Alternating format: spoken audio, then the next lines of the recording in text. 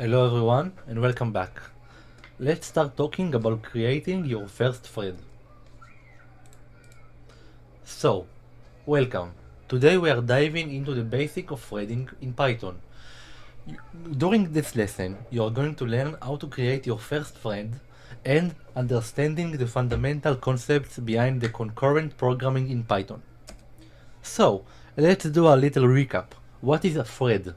A thread is the smallest unit of processing that you can be scheduled by an operating system.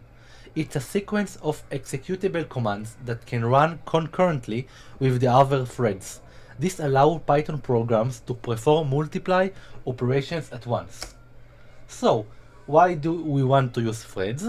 Threads are used to handle tasks that can be executed independently, improves application responsibilities, and perform multiple operations simultaneously.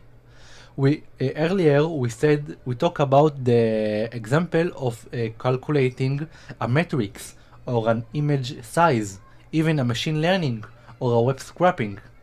They are especially useful for IO bound tasks. So, let's talk about the threading module. Python provides us the threading modules, which contain the necessary classes and functions to create and work with threads.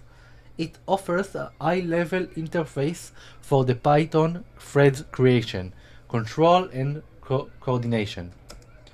So, here is our first thread. To create a thread, you need to do the following things. First, you need to import threading module.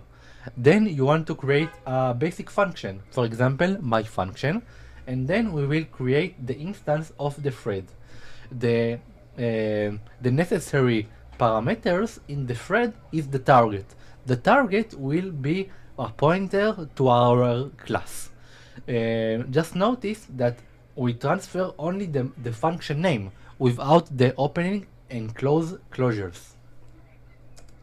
So, how we start the thread? After creating the thread, we will do the thread.start, and this will create our thread and start our thread. So, to ensure that the main program waits for our threads to complete before processing to the next code, we can use the join. So, what the join do? The join wait to the thread to finish.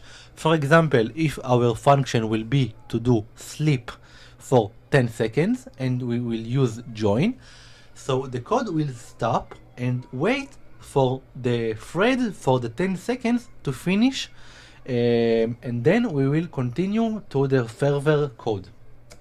So, in the next lecture, we will dive into some code and we will write our first thread together using Python.